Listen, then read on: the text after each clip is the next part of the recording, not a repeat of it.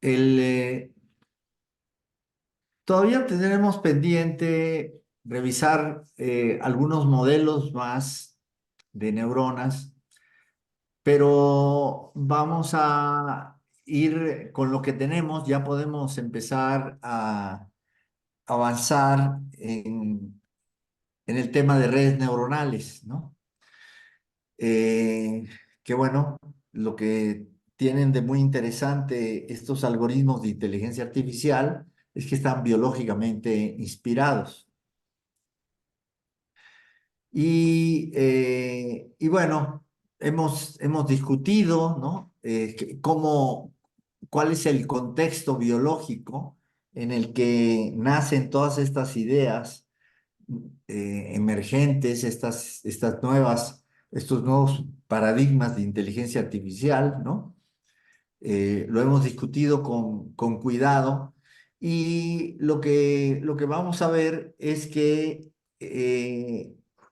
los modelos que se usan ahora, pues están creados a imagen y semejanza de las redes neuronales biológicas.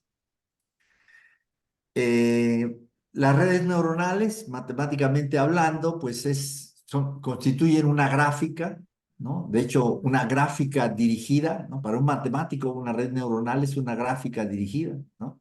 En donde cada nodo de la gráfica representa una neurona, cada arista representaría una sinapsis que hay entre esas dos neuronas, y sabemos que esas sinapsis pueden tener eh, doble vía, ¿no? Puede ser que la neurona uno excita a la neurona 2 o que la neurona 2 excita a la neurona uno.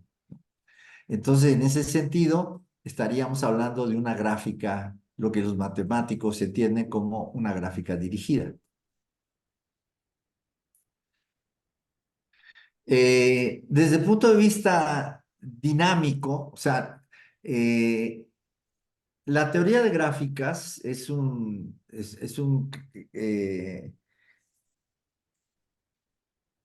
tema, es un campo de conocimiento de la matemática, pero se estudian como, es lo que se entiende como parte de lo que se conoce como matemáticas discretas, ¿no?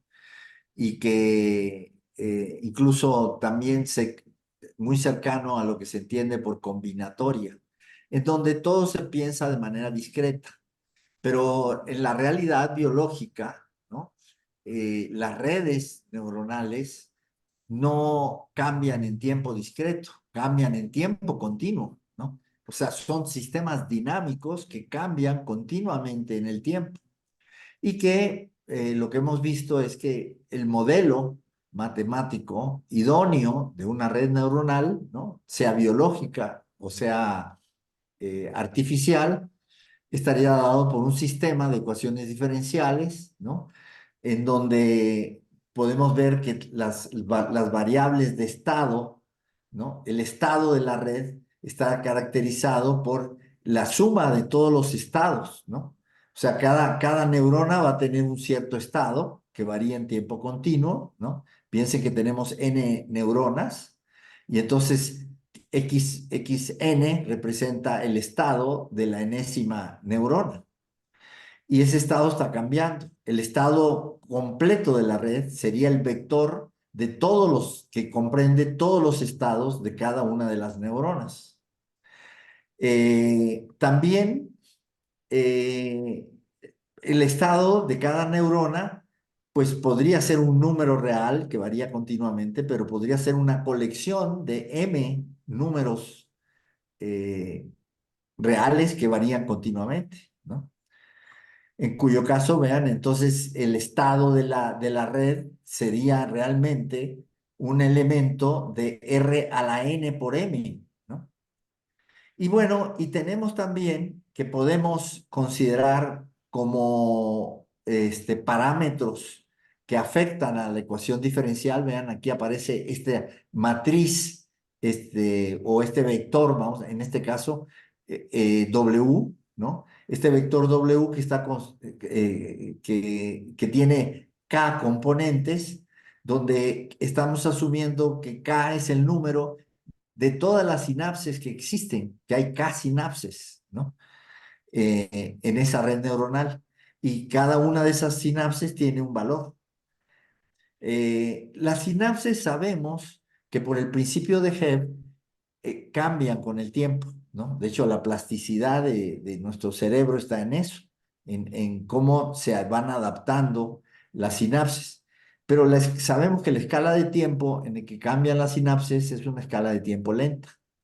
Entonces, eso hace que podamos considerar aquí en esta ecuación diferencial que omega es un vector de parámetros que están constantes durante la evolución. O sea, el aprendizaje ocurre, pero no ocurre en minutos o en segundos, ¿no? Y las variaciones en el estado de cada neurona sí cambian en minutos y en segundos. Entonces, para todo propósito práctico, se puede considerar que los pesos sinápticos son constantes durante un periodo de tiempo importante, ¿no? De hecho, nuestras sinapsis no cambian en un día, ¿no? Se necesitan un deportista para que sus sinapsis cambien, un tenista y aprenda a hacer el saque perfecto, pues tienen que pasar meses, ¿no? De entrenamiento. Es como decíamos, si quiero estudiar qué pasa en el río y quiero estudiar las corrientes en el río, pues no voy a asumir que el cauce del río está cambiando, aunque sabemos que va a estar cambiando en un periodo de cientos o miles de años. Pero yo no lo voy a observar en miles de años, lo voy a observar en días, ¿no? Entonces puedo asumir que el cauce del río es constante. Bueno, eh, aquí está representado lo que acabo de decir. Hay algo que no dije aquí, y es que este modelo puede complicarse un poco más si nosotros asumimos que estos pesos sinápticos varían en el tiempo y tomamos en cuenta la manera en la que están variando en el tiempo. Y entonces tendríamos un sistema, como hemos visto anteriormente, un sistema de ecuaciones diferenciales del tipo rápido-lento. ¿Qué es eso? Vean, aquí está representado. Esto es un sistema de ecuaciones de tipo rápido-lento, ¿no? X es la variable rápida, Y es la variable lenta. ¿Por qué Y es la variable lenta? Porque aquí hay una épsilon, que estoy asumiendo que es un parámetro pequeño. Eso quiere decir que esta derivada, la derivada de Y respecto del tiempo, es, cambia, la derivada es pequeña, quiere decir que Y cambia lentamente, comparado con X, que no tiene la épsilon y entonces cambia mucho más rápido que esto. En el caso nuestro, lo que tenemos es que omega son las sinapses que cambian lentamente, por eso entonces escribimos X para el estado de la red neuronal, omega para el vector o la matriz, ¿no? De pesos sinápticos, y esa matriz de pesos sinápticos cambia lentamente, ¿no? Esta sería la manera más completa de analizar la red neuronal.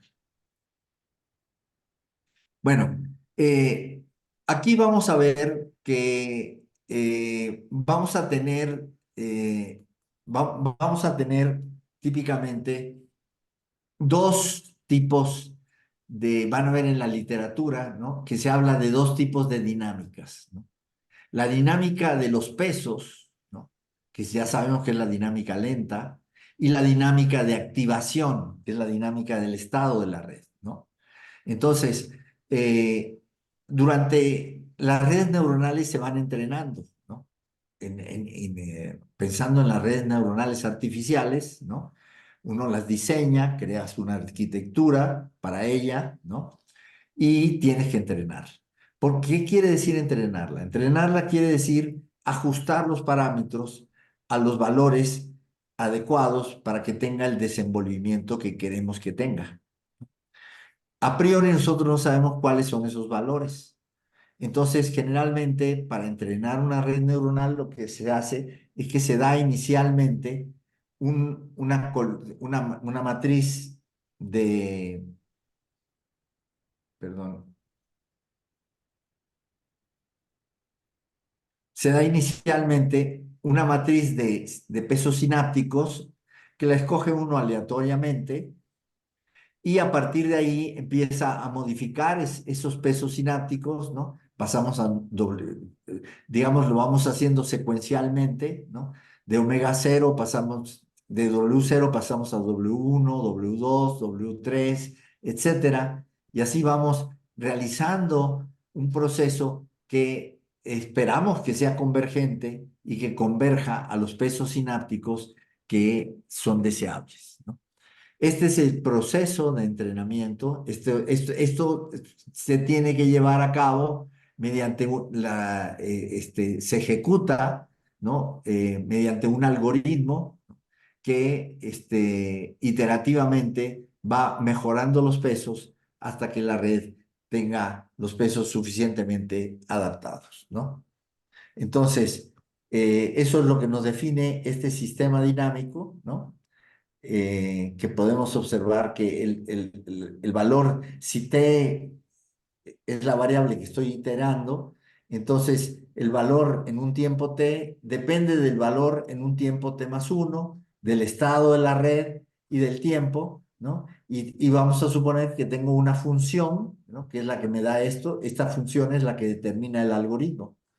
Vamos a ver varios algoritmos de entrenamiento para que ustedes tengan ejemplos aterrizados. Ok. Eh, en cuanto a arquitecturas, hay muchísimas arquitecturas que pueden ser usadas y que se usan en la práctica. Van a ver en la literatura, van a encontrar una diversidad enorme de arquitecturas de redes neuronales que son útiles para realizar tareas específicas, ¿no? Aquí tienen hasta mero arriba una arquitectura de lo que se llama feed forward, ¿no? O sea, de procesamiento hacia adelante, en donde hay una capa de entrada, ¿no? Hay capas intermedias o capas ocultas y hay una capa de salida. Si esto lo vemos como una caja negra, ¿no? Este, si pensamos que eso es una caja negra, imagínense que todo esto fuera una caja negra, pues entonces nosotros lo que estaríamos viendo es que la caja, ¿no? Tiene una serie de neuronas a la entrada, que es mediante la cual reciben la información, y una serie de neuronas en la salida, ¿no? Que es donde nos da el output, ¿no? Esto es semejante a cómo funciona el sistema nervioso. Ustedes saben que nosotros tenemos, para poder funcionar en nuestro hábitat, ¿no? Tenemos neuronas sensoriales, ¿no? Tenemos neuronas del gusto, del oído, del olfato, de la vista. Y entonces nos sirven para percibir en dónde estamos y cómo cambia nuestro contexto. En función de eso, hacemos un procesamiento internamente, ¿no? Internamente se hace un procesamiento, ¿no?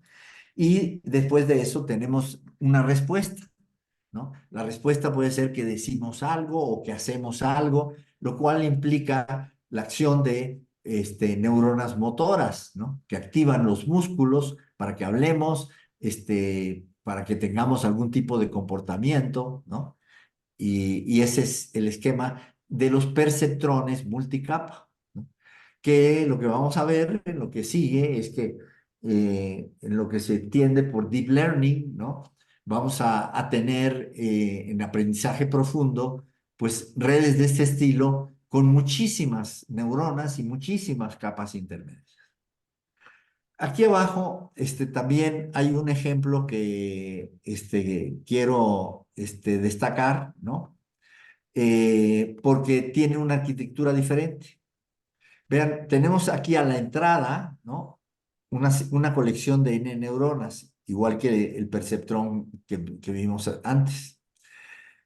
Y tenemos como capa de salida a un plano, una red plana. Una red plana donde las neuronas están conectadas solamente con los primeros vecinos. Vean, por ejemplo, esta neurona que está aquí en este color que es como cremita, ¿no? Está solo conectada con sus primeros vecinos, que son estas primeras neuronas que están en rojo, ¿no? Este, y ahora vean que cada una de las neuronas de entrada se conecta con cada una de todas las neuronas de salida. Estas redes se les llaman redes SOM. SOM viene del inglés Self Organizing Maps. ¿Por qué? Pues porque una cosa que va a ser muy bonita con este tipo de redes es que una vez que la red se entrena, la red produce un mapa plano de conocimiento, ¿no? Entonces, que se autoorganiza. Esto es interesante. Estos perceptrones multicapa que vimos antes tienen un entrenamiento supervisado, ¿no? ¿Qué quiere decir supervisado? Bueno, que hay ahí un profesor, hay un papá, hay un Big Brother, ¿no? Que está viendo qué hace la red neuronal, somete a prueba la red neuronal a hacer el ejercicio que uno quiere que haga y está mirando si tiene éxito o no tiene éxito. Si tiene éxito, la deja uno como está, pero si no tiene éxito y se equivoca, entonces le modifica los pesos sinápticos buscando que ahora sí responda bien. Se podrán imaginar que, vean, en este ejemplo, que no es una red profunda, esta es una red que solo tiene tres capas intermedias, van a ver con Fermín que en el ejemplo que él está estudiando de los experimentos de física nuclear, hemos tenido perceptrones que tienen siete, ocho capas intermedias. Pero aquí, a pesar de eso, vean la cantidad de pesos sinápticos que hay, ¿no? Cada rayita de estas representa un peso sináptico. Entonces, las posibilidades de cambio son muchas y preocupa que si yo arreglé los pesos para que responda bien en una situación, ahora cómo sé que cuando ponga otra situación y no funcione y vuelva a arreglar los pesos, no desarreglo lo que estaba arreglado anteriormente. Entonces es un problema muy difícil, que es el problema que vamos a ver que queda resuelto con el algoritmo de backpropagation, lo cual es milagroso. Eh, Ahora, en estas redes son, la situación es totalmente diferente. Lo que es interesante es que es un ejemplo que queremos darles de redes neuronales que tienen un aprendizaje no supervisado, ¿no?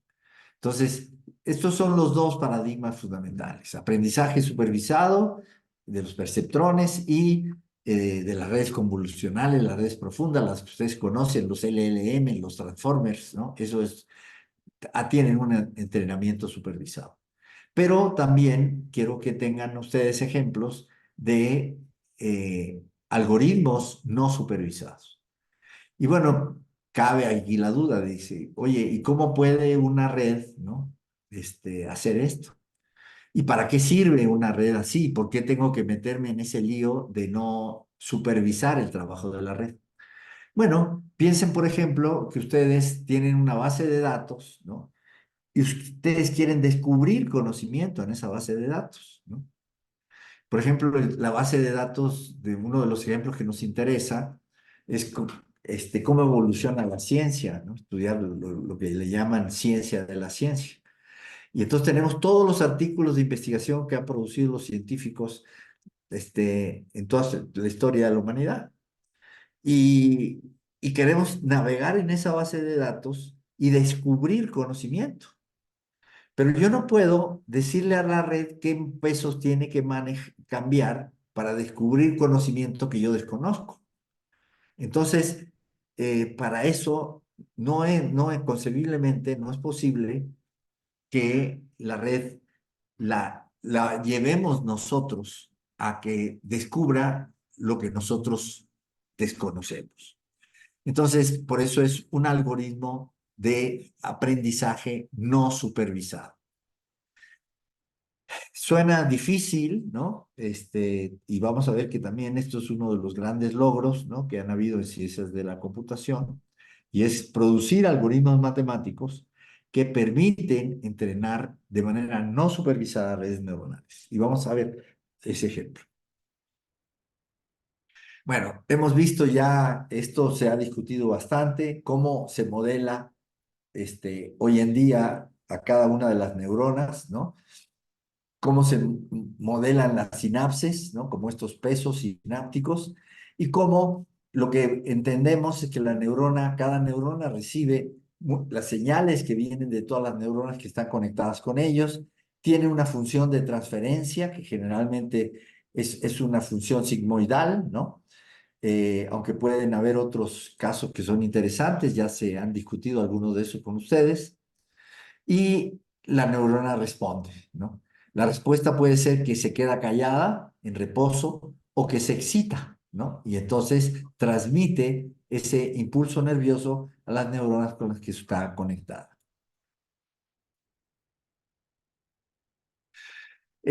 Vamos a mostrarle ejemplos de aplicaciones de redes neuronales, algunas que son con aprendizaje supervisado y otras que son con aprendizaje no supervisado.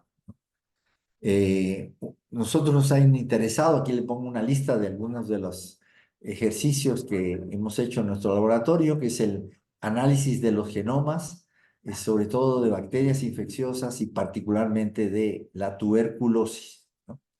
Pero también lo que vimos, lo que van a estar viendo con Fermín y con el doctor Jaime Vega del Instituto Nacional de Investigaciones Nucleares. Les vamos a mostrar un ejemplo de trayectorias, de análisis de las trayectorias de los alumnos de la UNAM, ¿no? Ahí sale una cosa muy interesante desde la perspectiva de género. Les vamos a contar también de una experiencia que tuvimos cuando nos dieron la oportunidad de meternos en los laboratorios de Telcel, ¿no? Y entender los problemas que ellos tienen de ciencia de datos. Y también vamos a ver, y esto es lo que vamos a ver a continuación, ¿no? Cómo se puede usar la red SOM en estudios de ciencia de la ciencia. Bueno, ya hablamos de esto, de los experimentos de física nuclear hemos hablado anteriormente, ¿no? Les repaso, ¿no? Para que cuando los alumnos que están trabajando en esto platiquen, estén ustedes entendidos en el asunto. Eh, la idea aquí, acuérdense que es que los físicos bombardean núcleos atómicos que se fragmentan en muchos pedazos y quieren saber qué elemento químico es el que resulta de cada pedacito y con qué energía sale. Y para eso hay una técnica muy importante producida por el Premio Nobel de Física Bragg, ¿no? Que se llaman las curvas de Bragg. Y la idea de este proyecto es entrenar un algoritmo que identifique automáticamente las curvas de Bragg. Porque estamos hablando de muchos datos y no se puede hacer humanamente, ¿no? Eh, esta es una colaboración con el Instituto Nacional de Investigaciones Nucleares, ¿no? Que en donde hay un investigador, particularmente el doctor Jaime Vega, ¿no? Que es un colaborador nuestro en este proyecto. Aquí está representado lo que decimos: queremos identificar las partículas, usamos lo que se conoce como la espectroscopía de curvas de Bragg y analizamos las curvas de Bragg con redes neuronales artificiales. Esa es la idea básica del proyecto. Aquí está el ejemplo de cómo se ve idealmente una curva de Bragg. Vean, aquí está pintada, ¿no? La figura. El área bajo la curva nos da la energía y la altura de este máximo, que se conoce como el pico de Bragg, nos dice qué elemento químico es. Para esto hay que crear curvas, bueno, obtener curvas en experimentos, pero además crear a partir de ellas curvas sintéticas para poder hacer el entrenamiento. Todo esto es algo que van a ver en la secuencia. Aquí están, les dejo algunos de los artículos que hemos publicado con Jaime Vega, ¿no?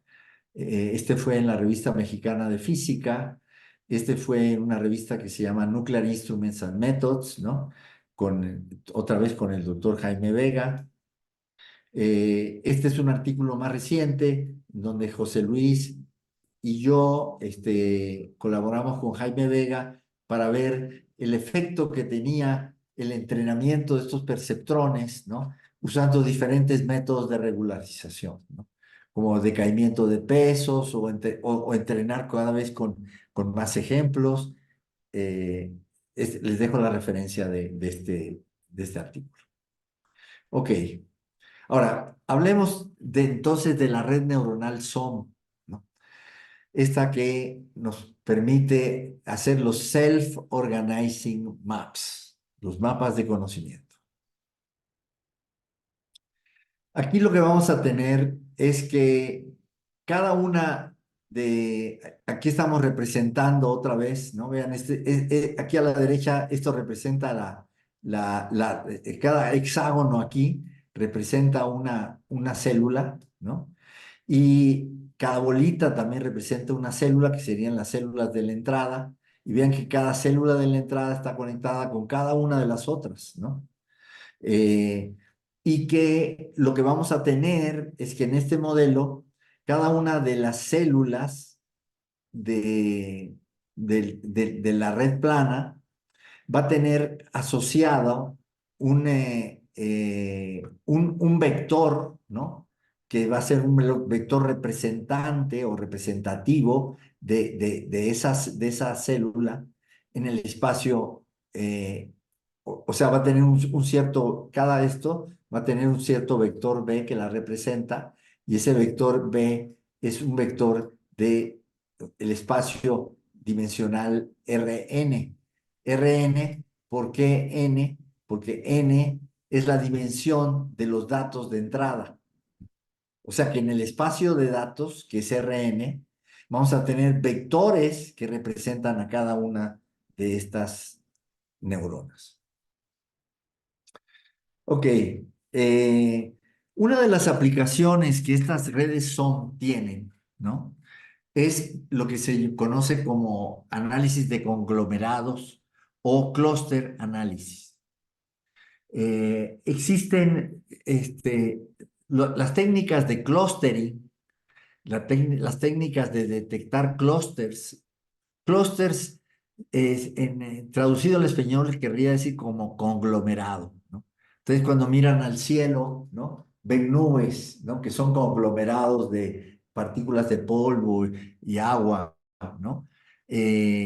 Bueno, podemos pensar que cada neurona es un clúster, ¿no? Y entonces hay técnicas de clustering esto es una técnica muy importante en Machine Learning. Es una técnica de Machine Learning. Hay varios algoritmos de clustering, ¿no? Estaremos revisando algunos de ellos. Y vamos a ver que también el problema de clustering, el problema de detectar clusters es relevante. También tiene una relación interesante, aunque diferencias también, con el problema de clasificación, ¿no? Eh, por ejemplo, ¿qué quiere decir un problema de clasificación? Piensen, GNP, esa compañía de seguros, tiene una base de clientes. Bueno, quisiera clasificarlos, ¿no?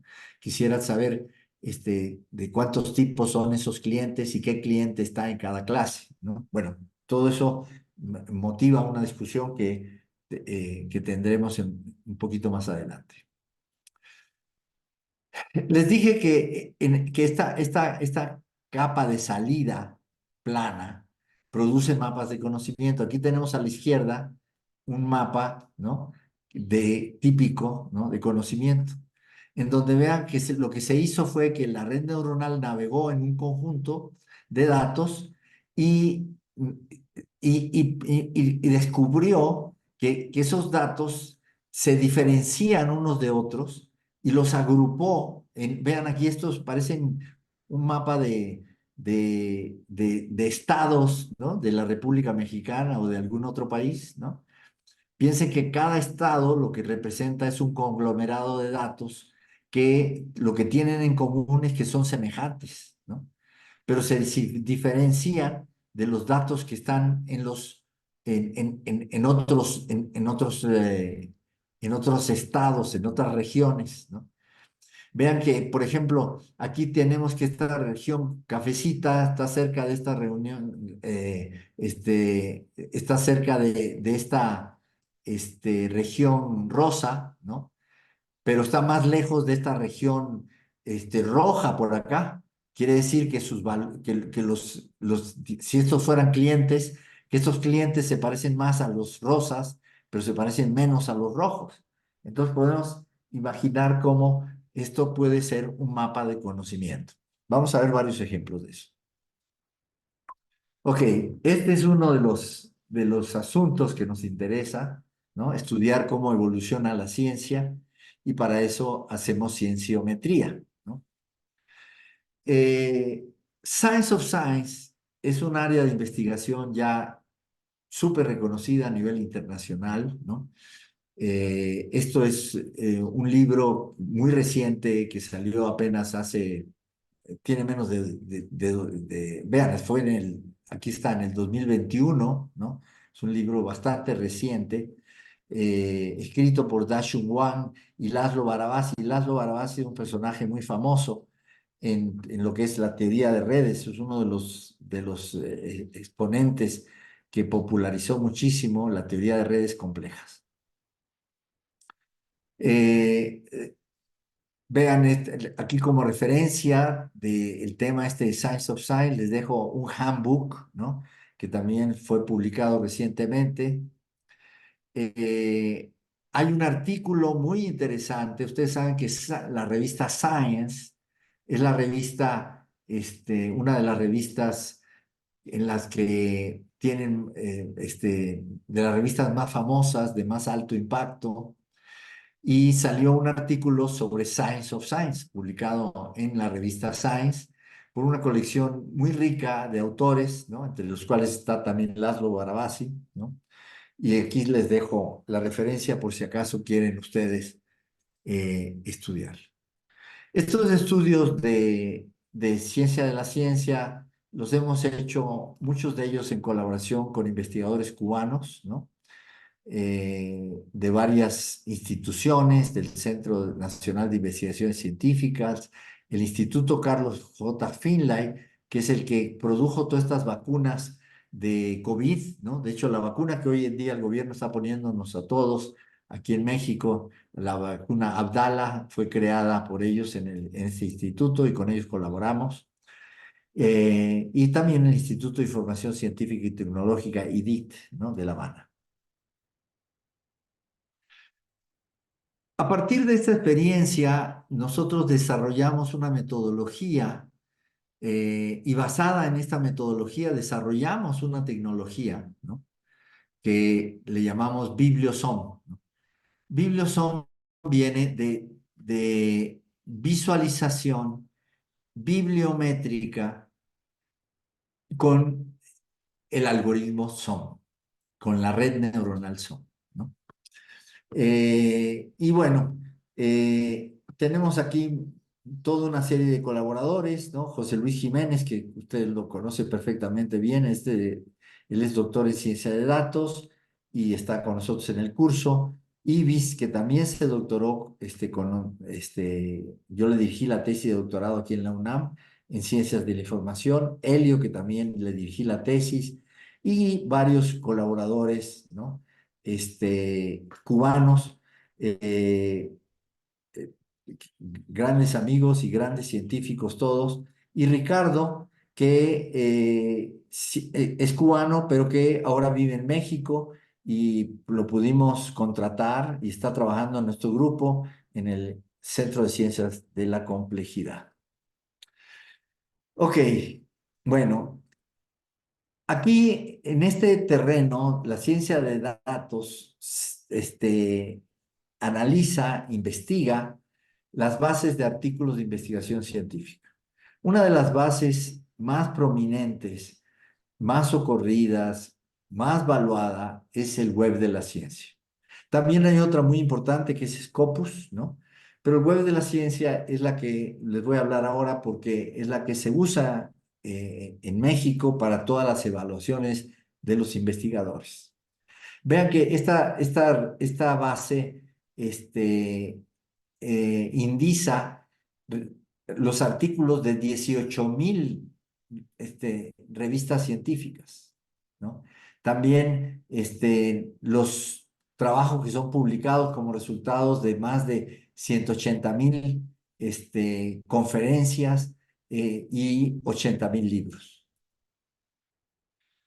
Le estaremos hablando de esta base con más detalle en lo que sigue.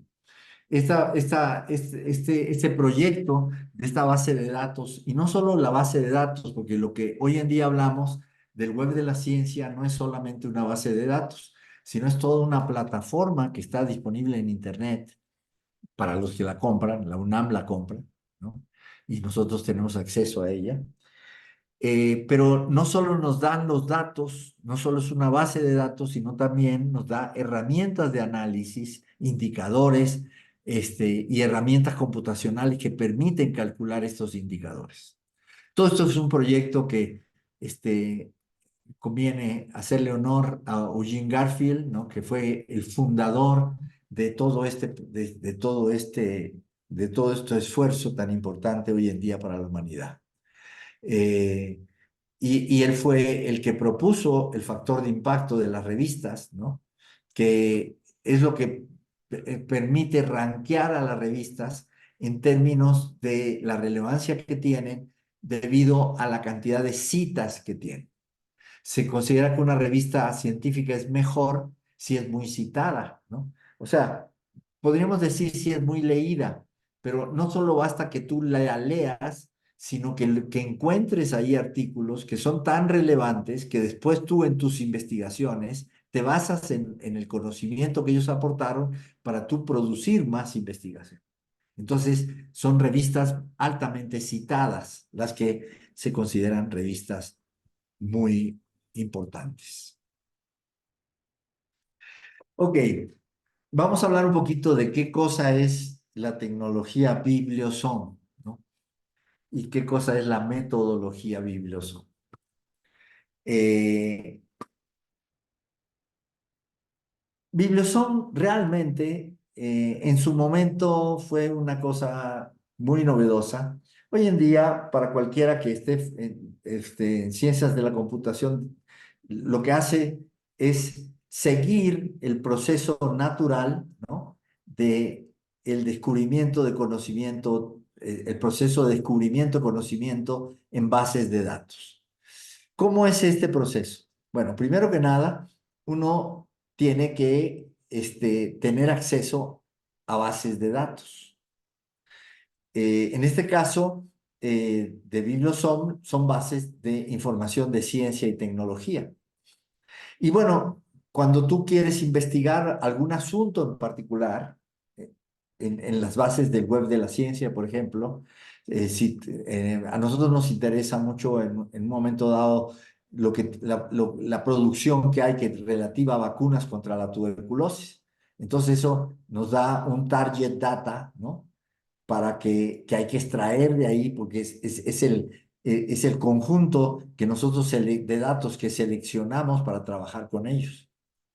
Pero también nos damos cuenta que esos datos generalmente no están de la manera que nosotros necesitamos, ¿no? Eh, y que necesitan normalizarse, necesitan preprocesarse de alguna manera. Una cosa que es típica es que tienes datos que varían en diferentes escalas de tiempo, ¿no? Y entonces necesitas ponerlos en una sola escala para que no se produzcan artefactos en el análisis que no revelan cuestiones fundamentales de la situación que los datos representan. Y bueno, esos datos tú los tienes que modelar matemáticamente, ¿no? Y entonces, y aplicarlos y transformarlos de alguna manera. En el caso de Bibliosom, nosotros se modelan matemáticamente esos datos y se procesan con los algoritmos de la red neuronal SOM. O sea, la red neuronal es la que transforma los datos y entonces nos da patrones. En el caso de la red neuronal SOM, los patrones que nos da son los mapas de conocimiento, ¿no? Estos mapas de clústeres que ustedes van a ver en los siguientes ejemplos. Esta metodología está publicada y descrita en esta referencia que les doy aquí, que es la Revista Española de Documentación Científica, ¿no? Es un trabajo que yo hice con María Victoria Guzmán eh, y Gilberto Sotolongo. Gilberto, un querido amigo cubano, y María Victoria también cubana, que fue, yo fui asesor de su tesis de doctorado.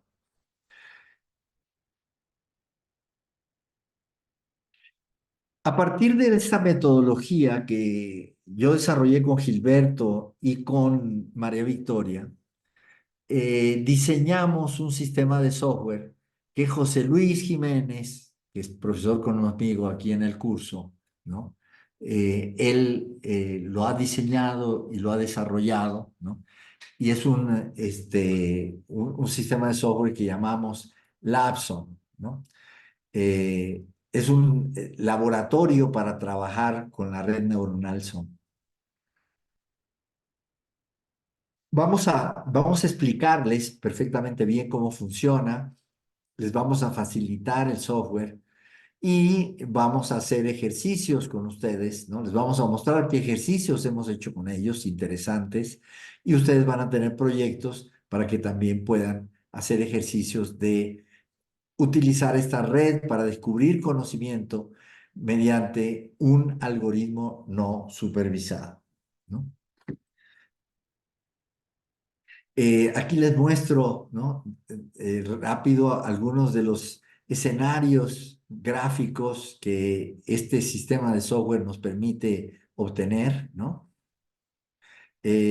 Vamos a ver en la próxima clase cómo se puede entrenar y cómo Lapson nos sirve para visualizar el entrenamiento cuando estamos hablando en ejemplos en donde están en R2 o en R3, ¿no? Pero bueno, este es un momento para dejar aquí la plática y dar tiempo para ver si ustedes tienen algún comentario o alguna pregunta.